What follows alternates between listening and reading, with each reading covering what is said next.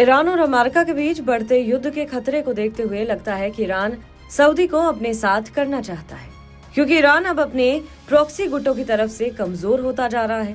Hamas का सफाया Israel कर रहा है, वहीं हिजबुल्लाह भी खत्म होता जा रहा है और यमन के हुतियों का भी अमेरिका लगभग सफाया कर चुका है। तो अब ईरान के supreme leader Ayatollah Ali Khamenei ने सऊदी अरब के साथ संबंधों को लेकर बड़ा बयान दिया है। खामनेई ने इसे एक्स पर पोस्ट करते हुए लिखा कि ईरान और सऊदी अरब के बीच रिश्ते मजबूत होने से दोनों देशों को फायदा होगा और वो एक दूसरे के पूरक बन सकते हैं। खामनेई ने तेहरान में सऊदी अरब के रक्षा मंत्री प्रिंस खालिद बिन सलमान अल सऊद से मुलाकात भी की थी। इस अहम बैठक के दौरान सऊदी रक्षा मंत्री खालिद बिन सलमान ने सऊदी किंग सलमान का विशेष संदेश अयातुल्लाह खामनेई को सौंपा।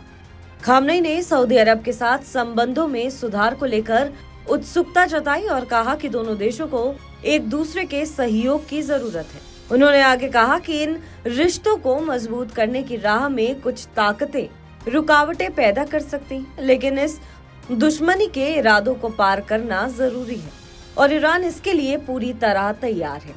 खामनेई ने बैठक में ये भी कहा कि ईरान कई क्षेत्रों में यानी तकनीकी और वैज्ञानिक उपलब्धियां हासिल कर चुका है और वो इन क्षेत्रों में सऊदी अरब की मदद करने को तैयार है। उन्होंने इस बात पर जोर दिया कि भाई भाई का साथ एक दूसरे के लिए ज्यादा फायदेमंद होता है, बजाय इसके कि कोई बाहरी ताकतों पर निर्भर हो।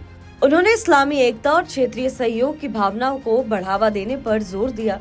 गौरतलब है कि ईरान और सऊदी अरब के रिश्तों में हाल के महीनों में सुधार देखने को मिला है।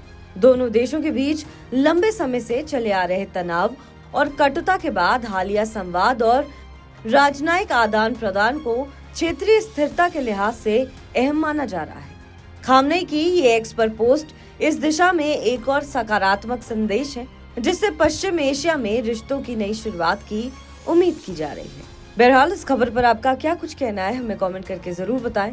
बाकी देश और विदेश की तमाम बड़ी खबरों के लिए आप देखते रहें TV9 डिजिटल।